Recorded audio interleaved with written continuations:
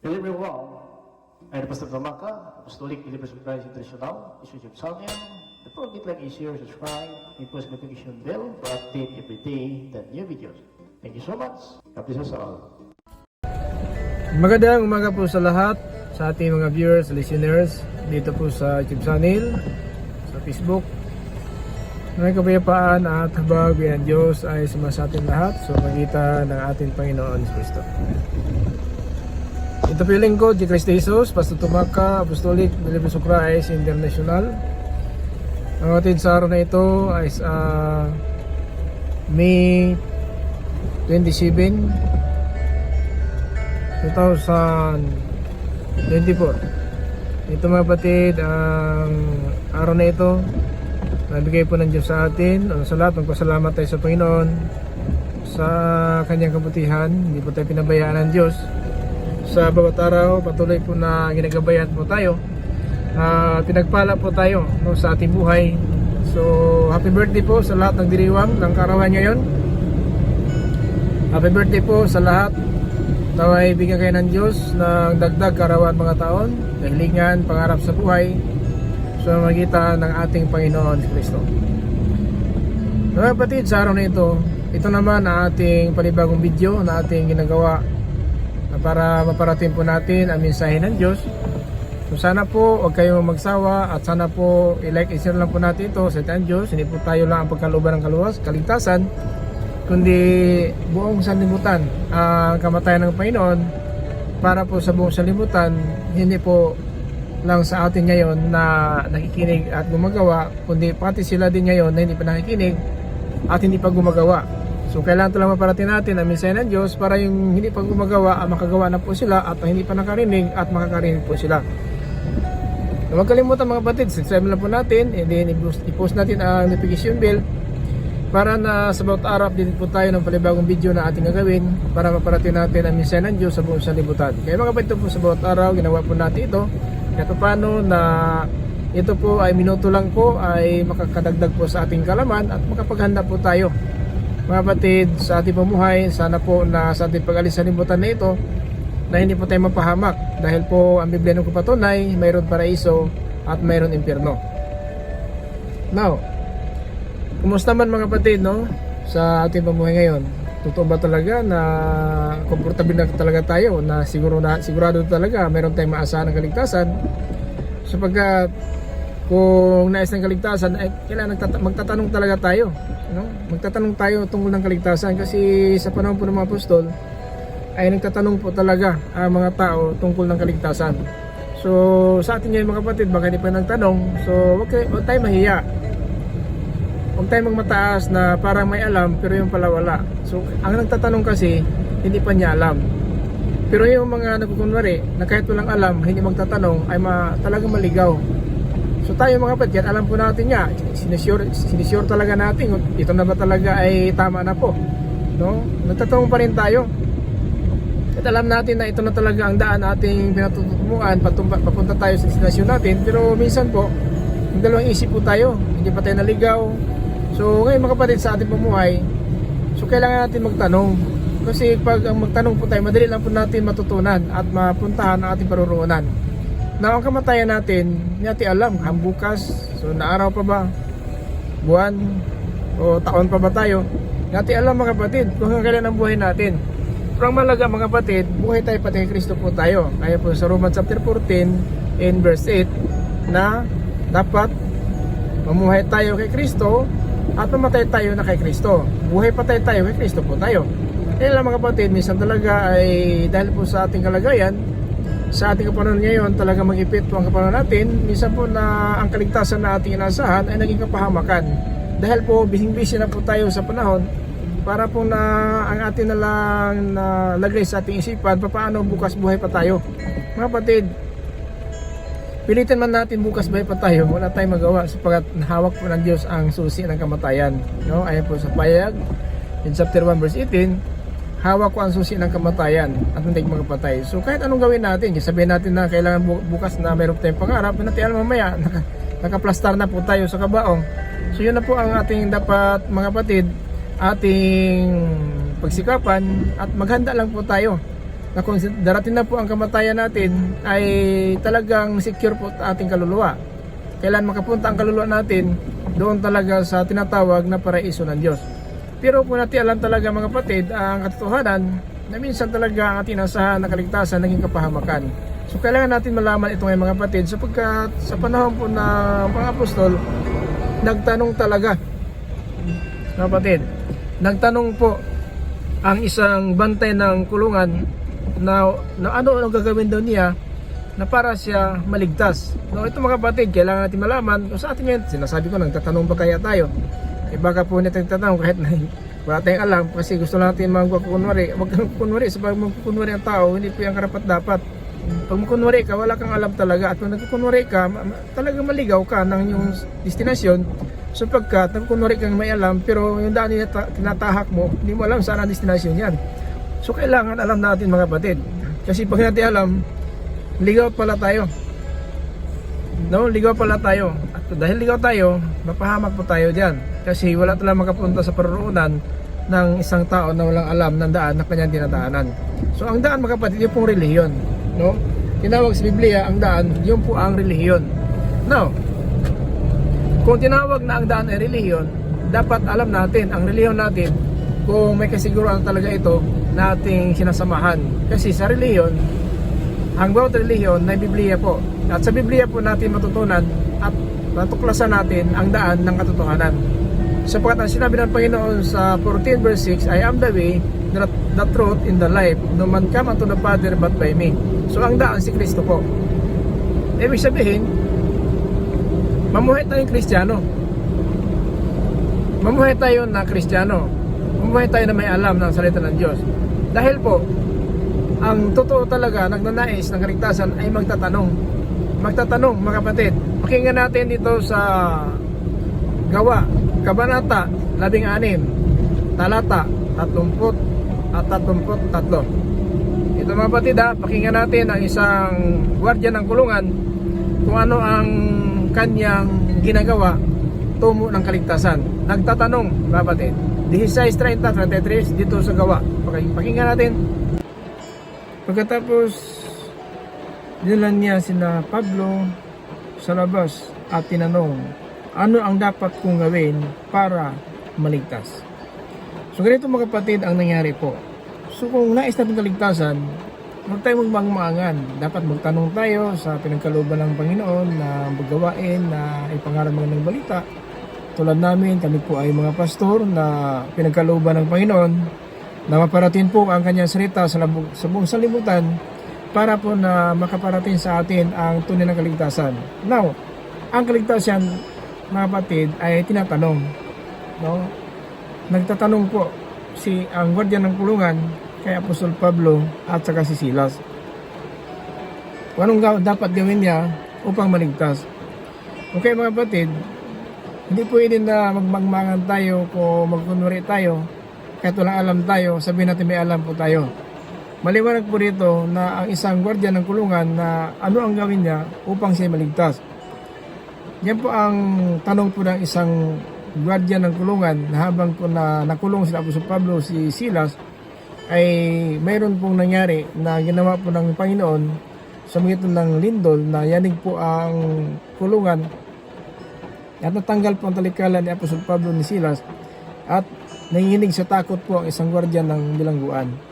Kaya po nagtanong siya, kapatid, kung anong dapat niyang gawin upang siya ay maligtas. Na ito mga kapatid, na napakaliwanag ng Biblia, kung kaligtas na hangad natin, nagtatanong po tayo. Ngayon, hindi nga nagtatanong, na parating na sana ang salita ng Diyos, minsan pinaayawan ng sanlibutan. Pero hayaan na natin sapagkat darating ng hatol na talagang maranasan ng mga tao kung ano ang tinatanim nila, ayun, aanihin talaga.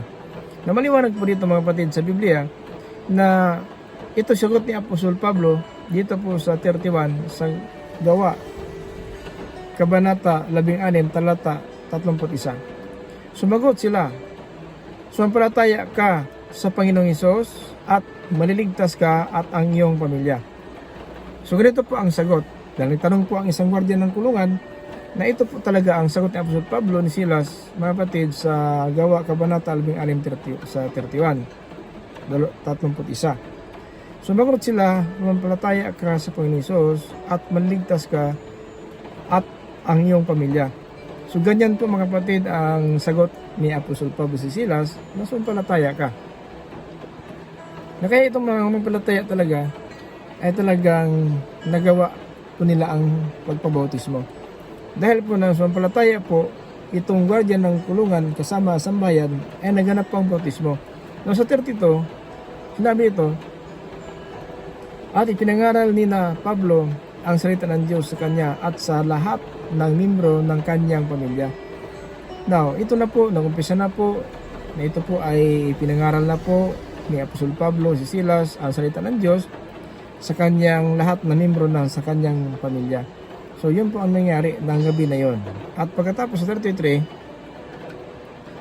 ng gabi niyaon, hinugasan ng gwardya ang kanilang mga sugat at nagpabautismo siya at ang buong niyang pamilya. So, napakinggan na po nilang aral ng Diyos at hinugasan nila niya ang sugat ng Apostol Pablo, ng mga pasa, at nagpabautismo siya.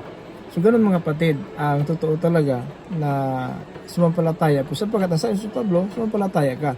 At ang nagkaroon sumampalataya, ng panampalataya, ang guardian ng kulungan, ay naganap ang bautismo sa gabi na yon. So, ganyan po mga kapatid. Yan po ang sistema po ng nais ng kaligtasan. Kaya magtanong po tayo. Problema, meron mga tao talaga nang marunong kahit walang alam. So, maligaw talaga tayo. Hindi po tayo makapunta doon sa dako na lugar na ating nasahan na paraiso kung tayo po magkukunwari. Kasi ang mga tao po kunwari, hindi po yan mga kapatid nagustuhan ng Panginoon.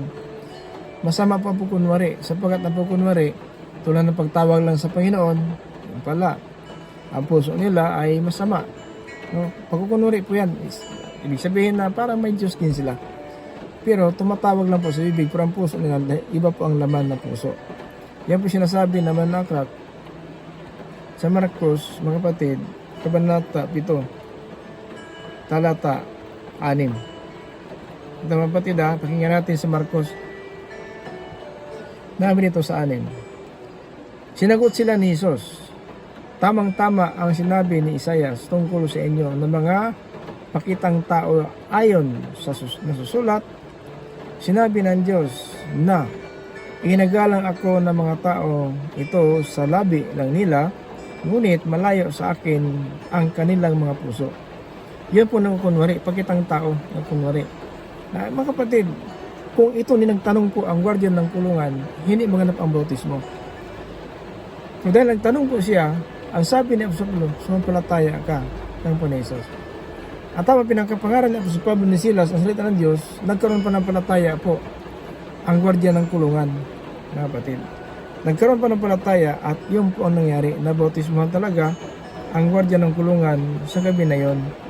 Kaya napakaliwanag po ng Biblia na ang totoo talaga ng nais ng kaligtasan ay ito mga kapatid,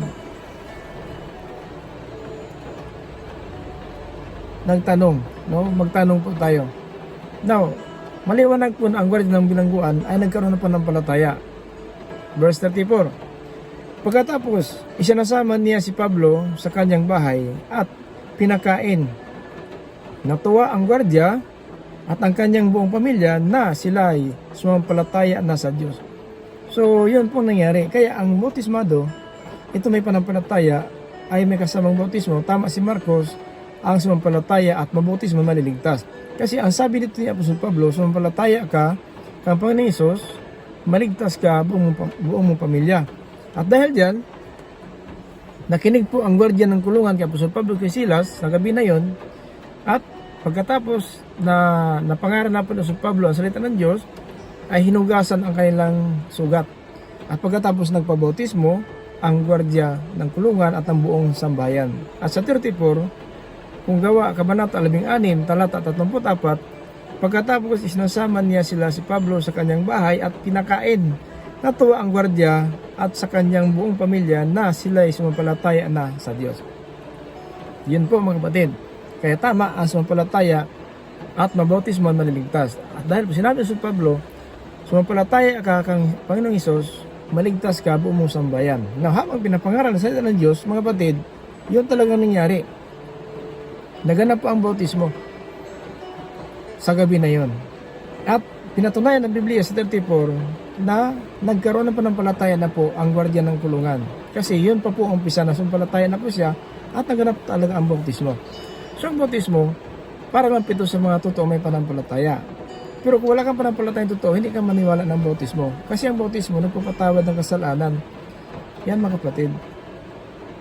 Kaya si Pablo, nang pinangaral na po ng salita ng Diyos, nagkaroon po ng panampalataya ang gwardiya ng kulungan at naganap ang bautismo. So yun po ang ibig sabihin. Pero hindi na magtanong, delikado po mga kapatid at nalagayan po natin. Baka po maligaw po tayo sapagkat ang pagtatanong, pag-amin po yan na wala kang alam. Kaya Biblia na po patunay, mapalad. No? Mapalad na inaamin nila nagkukulang sa Diyos. Ito mga sising ko, mga kapatid, sa Mateo, in chapter 5, ito po, in chapter 5 verse 3.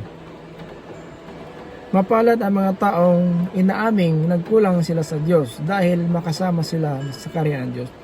Paano sabihin nagkulang ka na nagmamataas na po tayo, minsan po nagmarunong tayo, nagkunwari tayo, pero alam naman ng Diyos, wala tayong alam. So, ang sinabi ng Biblia, mapalad ang taong inaamin nagkulang sila sa Diyos. Paano amin na nagkulang tayo? Hindi tayo nagtanong. Paano tayo sabihin na wala tayong alam, na hindi naman tayo nagtatanong ano ba, paano makamta ng kaligtasan? So, mapalad ang inaamin nagkulang sila sa Diyos kasi makakasama nila ang Diyos sa kanyang karyan. So, mga kapatid, napakalaga po ito. Hindi ko naman ito ginagawa para panghinaan po kayo ng loob, para po sirain ang inyong panampalataya. Hindi po. Ang ating ginagawa, palakasin ang panampalataya natin sa Panginoon. Kasi ang nagpapalakas sa atin itong salita ng Diyos. Tinuruan lang po tayo sa tama na pumuhay para po na huwag tayo maligaw ng salimutan na ito. So malapit na po ang panahon, babalik na ang Panginoon na talaga hatulan na po ang salimutan. At yan na po mga kapatid ang mangyari na mapahamak talaga tayo dahil nagkukunuri lang po tayo. Dapat magtanong. Ito mga kapatid, pangalawang tanong. Ito po ng tanong ng Kristo mga kapatid sa 19 verse 16 up to 21 dito sa Mateo. May nagtanong naman sa Panginoon Kristo. Ito mga kapatid, 16 chapter 19, 16 to 21. Pakinggan natin. Ito mga kapatid. May isang lalaki naman na lumapit kay Jesus at nagtatanong, Guro, ano po ba ang mabuti kong gawin upang magkaroon ng buhay na walang hanggan? Ito na naman. Kanina po, ang gwardiya, ano aking dapat gawin? Ano ang dapat kong gawin upang ako'y maligtas? Dito naman, buhay na walang hanggan naman sinasabi dito. Ano ang dapat kong gawin upang magkaroon ako ng buhay na walang hanggan? Sumagot si Jesus sa 17. Sumagot si Jesus, bakit itanong mo sa akin kung ano ang mabuti? Isa lang ang mabuti na walang iba kundi ang Diyos. Kung gusto mong magkaroon ng buhay na walang hanggan, sundin mo ang mga utos ng Diyos. Dito naman, mga utos ng Diyos. So alam naman natin na utos ng Diyos talaga, itinuturo po sa atin ito, kaya sa araw-araw nakapag-create tayo ng video para kahit paano makaalam tayo kung ano dapat natin gawin. Dito naman sa ng Panginoon 17, Matthew 19:17, sumagot si Jesus, bakit tinanong mo ako kung ano ang mabuti? Isa lang mabuti, walang iba kundi ang Diyos. Kung gusto mo magkaroon ng buhay na walang hanggan, sundin mo ang mga utos ng Diyos. Iyan po ang sinabi ng Biblia. Kung gusto magkaroon ng buhay na walang hanggan, sundin mo ang utos ng Diyos. Yan mga kapatid, maliwanag po ha. Kung gusto mong, mga kapatid, magkaroon ng buhay na walang hanggan, sundin mo ang utos ng Diyos. Utos ng Diyos. Yan, bautismo, utos. Bakit ang mga tao ngayon parang hindi pa naniwala ng bautismo? Pero ngayon mga kapatid, mahirapan po tayo magbautismo isang araw kahit isang tao lang. Pero sa paano mga apostoles, mga kapatid, ang mga tao nun talaga ay talagang nais talaga ng kaligtasan sapagkat nagtatanong nga sila. Pero ngayon, minsan lang, bihira lang magtatanong. Kahit na nga kung pinangaral na nga, nagkukunuri pa rin, alam ko na yan, pastor. Nagbasa na yung Biblia, pastor. May reliyon kami, pastor. May panampalataya kami, pastor. Minsan ganoon po ang katuwiran ng tao. Pero dapat na tayo magising mga kapatid. Huwag na tayo magkunwari. Sapagkat ang mga taong marunong magkunwari, walang alam po yan. Magkunwari nga. Pero kahit na may alam na nga tayo, dapat magtanong para ma-prove natin. Ma-prove natin na talagang tama na ito. ito na talaga ang ating inasahan na pagkamit ng kaligtasan. Pero kung hindi magtatanong, kunwari po yan.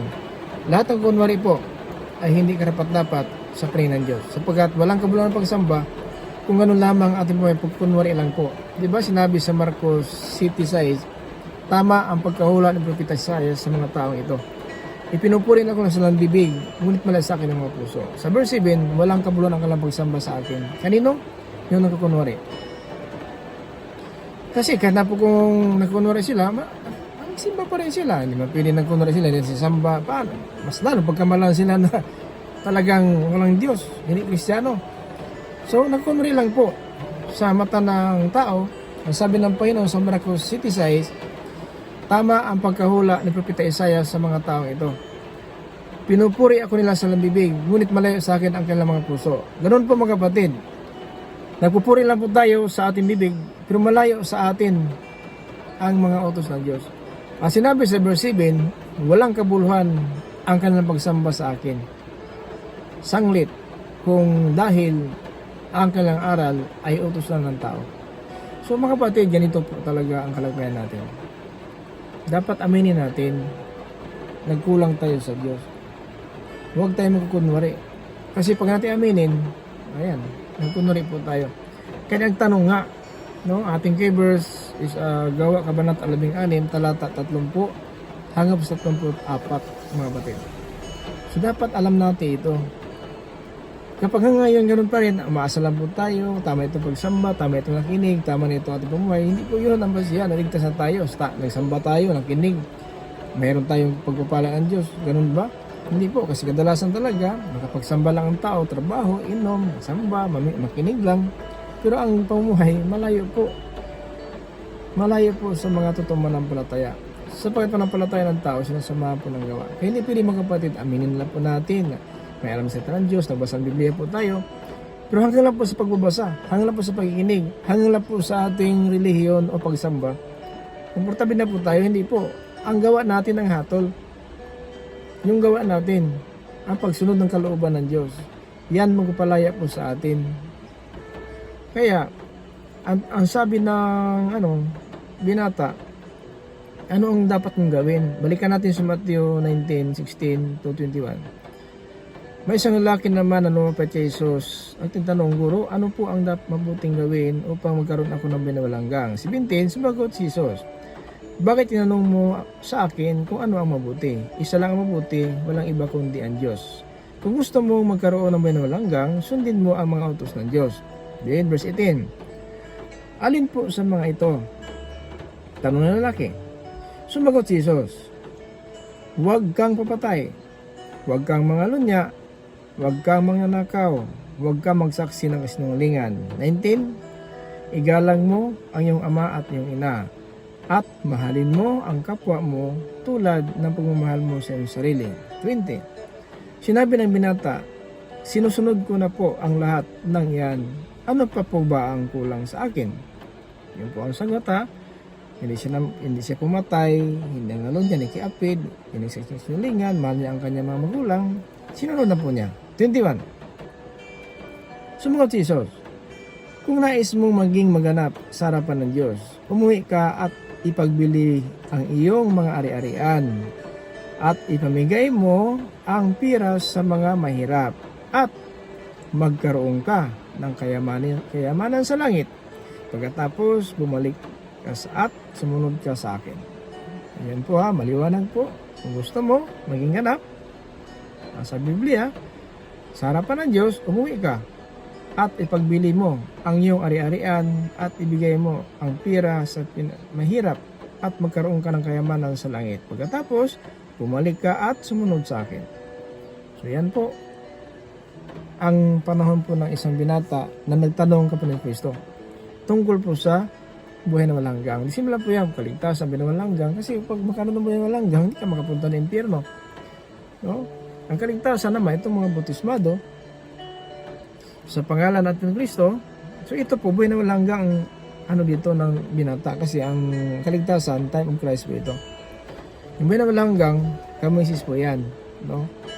Na talagang yan po ang pinaka-importante malaman po natin Ano ang kaibahan ng pagkamit ng binawalhanggang at pagkamit ng kaligtasan? Iba po.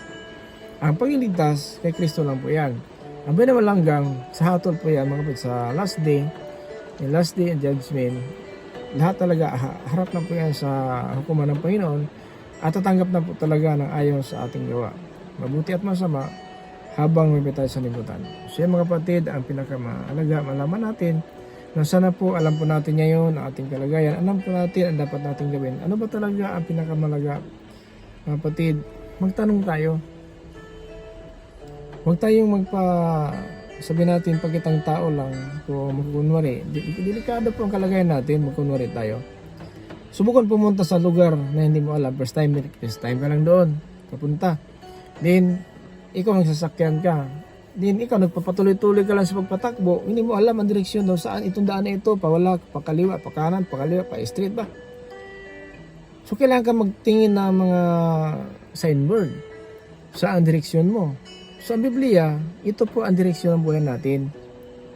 Kapag nagbasa tayo ng Biblia, nandito na po lahat. Nandito ang pagpapala, nandito ang sumpa, nandito ang paraiso, nandito ang pinag-impyerno, buhay na walhanggang, kaligtasan, nasa Biblia po. So habang na ang ating focus, kung ating mindset papunta po ng langit, no? Kung gusto natin na buhay na walhanggang, if you need everlasting life, so listen, makinig po tayo. Kung ano talaga ang dapat nating gawin. Kasi ito nga mga kapatid ang dahilan, kahit na po ang salita ng Diyos mismo na po, no? Napakinggan na po ng tao. Pero parang wala napakinggan kasi kung nakinig sila, dapat alam nila ang tama ang mali. Pero nagsalita ang Diyos, pero ang iba po ang topic, iba po ang mga kailang nakalaman sa puso. So ganun po ang mangyari. So kailangan natin pakinggan. Dahil po, yun ang purpose na isinulat po sa Biblia ang salita ng Diyos para may magbabasa, may mangaral at saka may magpaunawa. At dahil diyan, at talagang makamta natin ang kaligtasan sapagkat sa Biblia na po, nakasulat na po sa Biblia. Direksyon ito ng buhay natin. Navigator nga, pag search mo ng area, saan ka magpunta? Nagoya, ikaw papunta ng Tokyo, ikaw sa Hiroshima, o papunta ka ng Kyoto, papunta ka ng, sabihin natin, Wakayama. O, saan ka magpunta? I-search mo lang yon. Nasa navigator na po yan. Ng Biblia naman, isa lang po ang destination natin, Kaharian ng langit. Wala naman hanggang ng impyerno, meron ba? Diablo lang po yan. Basta kayong kapunan niya. Pero tayo mga kapatid, langit ang ating nahangad, kaligtasan, buhay na walang hanggang. Pero ang Biblia nagpapatunay na dapat magtanong tayo. Kapag hindi magtanong, delikado po ang kalagayan. Na tulad ng isang panahon ni Moises ito, pagtanong ng isang binata, kay Moises ito, na kasulat, pagpapatay, mga galon niya, pakiapid, no, busig sa katingalingan, igalang mo ama't ina, kay Moises po yan. At saka, ang sabi ng Panginoon, kung gusto mo na ikaw ay maging sakdal, umuwi ka, ibinta mo ari-arian mo, at ang pinagbintahan mo, ibigay mo sa mga dukha, magkaroon kayamanan sa langit, at bumalik ka dito, sumunod ka sa akin. Kaya hanggang, mula pa sa unang tipan, hanggang sa bagong tipan, nagkaisa tayo dyan sa dugo ni Kristo. Kasi sa Old Testament, sa lumang tipan, hindi pa po yan ang papabanal ng angkan ni Israel. Dito sa New Testament, nagpapatiwi ng bagong kasunduan ang dugo ng Panginoon Kristo. Dito tayo nagkaisa. Kaya nga, ang sabi ni Apostol Pablo, sumampalataya ka kang Hesus. Kang Panginoong Hesus. Maligtas ka buong pamilya. Dito naman isang binata, nagtanong po siya tungkol ng kautusan ni Moises sapagkat si Kristo hindi pa siya po na muling na buhay. Siya po nag-ministry pa po. So ganit, kahit ganun po, mayroon doon aral na dapat natin kunan ng isang halimbawa. Na sabi niya po ni Kristo, gusto mo maging ganap, so meaning to say, hindi pa talaga nagpapaganap ang kautusan ni Moises. Dito kay Kristo talaga. Kaya sabi niya, gusto maging ganap, umuwi ka sa inyo, ibenta malarian mo, pag pinagbintan, ibigay mo sa mga dukha, pumarito ka, magkaroon kang kayamanan sa langit, pumarito ka, sumunod ka sa akin. Kaya kay Kristo po tayo, kahit sa Old Testament, sa New Testament, isa lang po. Ang nagpapatibay dyan, ang dugo po ng Panginoon Kristo. Yan po nakasulat sa Hebreo in chapter 9 in verse 14 to 15. Yan mga kapatid, na ang dugo ng Panginoon Kristo, na kahit na po noon sa kautusan ni Moises, ang dugo ng kambing, baka, guya, kung tupa, ay nagpapalinis ng mga angkan ni Israel. Ano pa kaya si Kristo na siya naparito din na kanyang dugo ang inaalay sa taas ng cross para po tayo magkaroon ng totoo na kaligtasan. Yun po mga kapatid, ang ibig sabihin, magtanong tayo. Ngayon, naka-post tayo ng video, naka-live tayo, pero salamat sa 1, 2, 3 na viewers natin. Salamat po. Ang dami, billion po ang mga tao sa libutan, pero mag-live ka, salamat sa 4, 1, 3 o 5, nakasubaybay sa live. Meron pa nga na dumadaan lang. Mamaya nawala. Bakit? Iniwasan mo ba ang salita ng Diyos? Iniwasan mo ba ang Diyos? Sa impyerno, maiwasan mo ba ang impyerno? Hindi ka makaiwas na impyerno. Hindi maiwasan ang impyerno. Dito, maiwasan mo. Scroll down mo yan. Hindi ka makinig. Okay lang yan. Pero sa araw na hatol, dadalhin po sapagkat ang hatol natin, itong salita ngayon natin napakinggan. Now, kung magtanong tayo, madali po tayo makakaalam kung ano ang daan na dapat natin daanan para madali tayo makapunta. Ibig sabihin, para alam natin ngayon kung ano talagang kalagayan natin. Kasi kung maasa tayo na ating sariling karunungan, mahirapan tayo mga kapatid. Kaya nga, bigay lang itong pagpapala na buhay na malanggang, ito ang grace, bigay lang nga ito. Dahil po sa ating panampalataya sa ating Panginoon Kristo. So yun po mga kapatid, ang sintro ng mensahe natin, na magtanong tayo. Huwag tayo magpakukunwari, kasi delikado pong kalagayan natin. Kapag nagkunwari na po tayo, totoo po, wala tayong alam. Nagkunwari ka lang, kahit wala kang alam, para hindi Pinatakpan mo sarili mo na wala kang alam. Pero totoo, kapamakan po ating kantungan. Ayaw po ng Diyos talaga ganun po ang ating kalagayan. Tandaan po natin hanggang sa mga araw na ito, ang Diyos po may bigay sa ating pagkataon na sana po parte sa ating mensahe ng Diyos para po tayo matuto sa araw na ating pamumuhay. So yan mga kapatid, tandaan po natin na sa bautismo po, ang kapatawaran at minas natin na maligtas. Ay sabi po sa Marcos 16:16, he who believe it is baptized will be saved, but he does not believe will be condemned. So mga kapatid, yan po ang salita ng Diyos. Sana po manawaan po natin sa video na ito po ay short video lang po natin. Sana po nakatulong naman sa atin sa butalan po buhay natin, mabago po ng buhay natin, subukan po natin ang pagtanggap ng katotohanan. Huwag na tayo magkukunwari sapagkat kapahamakan po ating kantungan.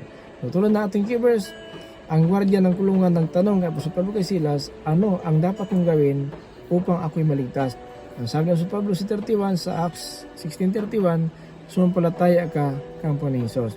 Maligtas ka, buong sambayan. In verse 33, mga kapatid, sa 32, na habang nangaral po si Apostol Pablo Silas ng magandang balita ng Diyos, naganap ang bautismo sa 33.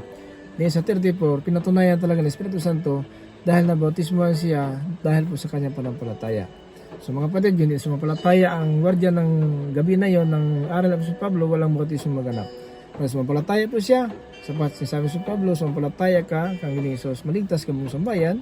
Kaya habang pinapangaral sa Pablo sa salita ni Silas, nagkaroon sa panampalataya at dahil sa panampalataya na yan, naganap ang bautismo sa gabi na yun. Pinatunayan 34, Acts 16:34, na siya po yung nagpapasalamat na nagkaroon na siya ng panampalataya, no, sa gabi na yon. Yun po ang mensahe ng Diyos para po sa atin. Maraming salamat po sa lahat ating mga listeners dito po sa channel sa Facebook. Kaya panhabag ng Diyos na isuma sa atin lahat sa pagitan na ating pag-Kristo. Pwede nga sulit tumaka, Apostolic Bible of God's Islam. Sabi sa batin sa grace, mercy, in peace, with Jesus Christ. Amen.